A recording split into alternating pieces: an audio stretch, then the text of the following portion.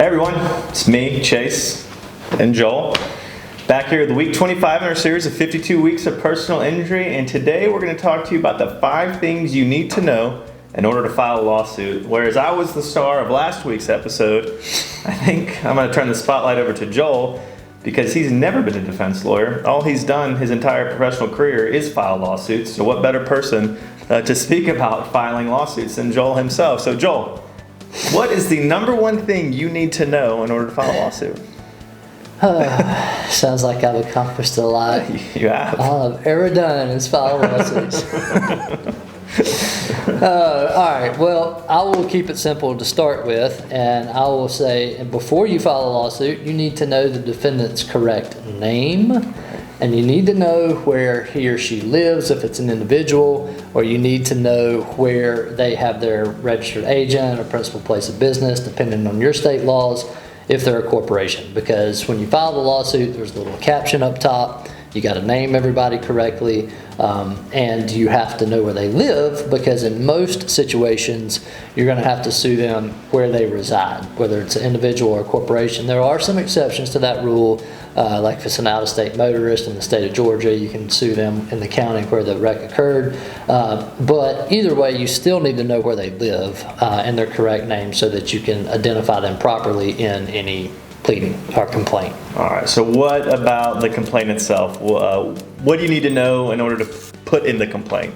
All right, so for any personal injury case, it's usually going to be what we call a tort. A tort, in order to win a tort case, you have to prove that the other side had a duty to do something or to not do something, that they breached that duty, that they caused, number 3, your damages, right? So number 4, I want to skip on down to that one, damages. You need to have a general idea of what your damages are.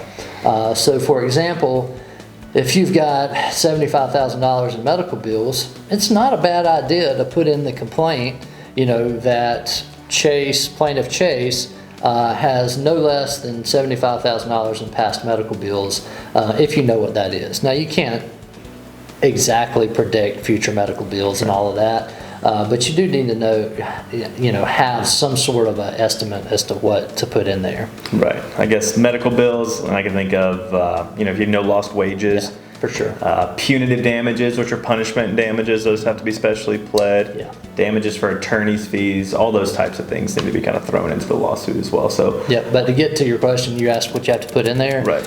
You have to affirmatively allege that they had a duty to do or not do something. You have to allege how they breached that duty. Yep.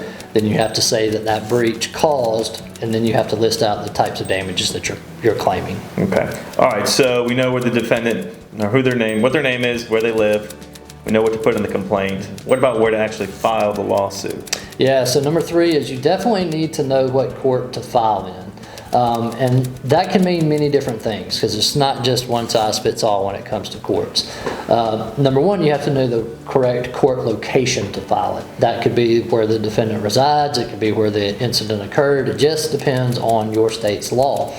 Then you have to know what type of court to file in. Are we filing in federal court? If you're in Georgia, are you filing in magistrate court, superior court, state court? And it may vary, because at least in Georgia, not all counties have state courts. Sometimes it's just superior court. If your claim is for less than $15,000 or $15,000 or less, you may not want to file in state court because it takes longer. So why not file in magistrate court and just blow through it? That's kind of Georgia's version of small claims court. So you need to know what type of court to file in, and there are very specific jurisdictional rules, especially when you're dealing with state court versus federal court. And I will tell you this, if you're going to file the lawsuit on your own, anywhere but magistrate court in the state of Georgia, you got to be very, very careful. Right. And especially if it's a federal court case, because that's all, like we had to pay a bunch of money to take law school classes to learn about jurisdiction and diversity of citizenship and all that kind of stuff. But there has to be specific language in those complaints in order to show the court that your case should be in that court. Well, that leads me to my next point. What sort of pleading requirements do you have then for certain courts? Yeah, well, I mean, a lot of times it depends on the specific case. Right. If it's a fraud case, or a RICO case or something like that, you got to be pretty specific. Right. Yeah, I mean, very specific, and just don't do that on your own. Get a lawyer for that. Right. But I'll give you an example where somebody in Georgia could get themselves in trouble trying to file their own med mal case. Right.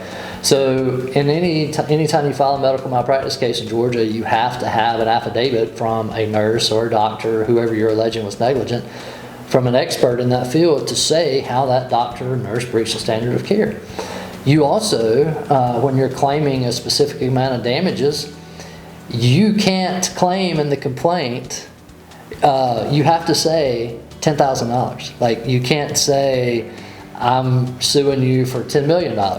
It has to say $10,000. And then your complaint can be dismissed if you don't plead it very specifically according to those rules. So, with certain types of cases, you got to be very careful. Like if it's a magistrate court case and you had loaned, your neighbor $200 and they don't pay you back, file it in magistrate court. You can probably handle that on your own. Right. All right. So lastly, I guess when you're considering, what you need to know when filing a lawsuit, what about witnesses? Yeah. Well, as the person who's going to be filing the lawsuit, you have the unique ability to gather information and talk to witnesses and get the evidence that you need prior to filing the lawsuit. Whereas the person that you're bringing the claim against may not be able to do that until after the lawsuit's filed. So, if you're aware of witnesses, it doesn't hurt to either you, if you're bringing it yourself, or get your lawyer to do it. Call these witnesses, get statements from them, find out what they're going to say, gather all of the documentary evidence that you need, photographs and pictures and videos and, documents and cell phone records and open records, all that kind of stuff you can gather ahead of time. So you basically know everything that's going to happen before you file the lawsuit, because the last thing you want to do is file the lawsuit, spend all this money to get into litigation, and then all of a sudden there's some surprise witness that comes in that blows up the whole case. Right. And, generally speaking, anytime we bring a lawsuit, we're always investigating, obviously what happened, whether or not there's merit and things like that. And once you get into the lawsuit, that's when it kind of opens up to all the additional information because, from the plaintiff's perspective, let's use an example like a slip and fall, for instance, right? We might know basically what our client told us. If there's any witnesses, we'll know what they say, but we're not going to have the video.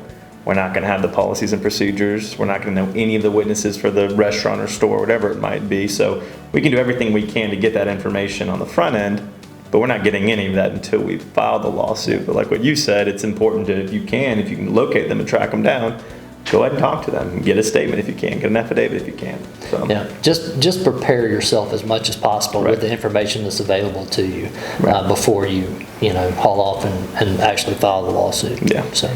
Yeah, and I said last but not least, hire a lawyer, right? If you ever think you're getting ready to file a lawsuit, call a lawyer, call an attorney, get some advice on what you should and shouldn't do. And like I said, if it's small claims court, you might be able to handle it on your own, but if not, it's definitely worth hiring a lawyer and get some advice. Yeah, and I would do that on the front end because I'll tell you right now, if somebody calls this office and they've already filed a lawsuit and they've got a trial coming up or something and they've tried to do it all on their own, we're probably not going to take that case. Yeah, it's hard for us. Mistakes have been made at that point. Yeah. And so it's going to be a lot harder to find a lawyer because, from the injured person's perspective, you may think, well, I've done all this work. All we got to do is try the case. But we don't know whether you did it correctly or not, right? We don't know whether discovery has been handled properly, whether depositions have been taken properly, any of that kind of stuff. So it's always better to just hire the lawyer on the front end because you know what? It's probably going to cost you the same contingency fee if you hire a lawyer early versus hiring a lawyer late. So just go ahead and do it right out of the gate. Yeah. So I would say, unless you've got something else. I have nothing else to add. Okay. I would say in summary then, know the correct name of the defendant, know where the defendant resides, whether it's a business or a person, have a general idea of what your damages are, know what court to file in, what type of court to file in, know the pleading requirements for your particular court and your particular type of case, and prepare yourself in advance so you know what the documents are going to show and what the witnesses are going to say. Yeah, sounds good. Well, I appreciate y'all tuning in. You know what to do. Like, subscribe, comment. And if you have anything else you'd like us to talk about, please put it in the comment section. And we will see you next week.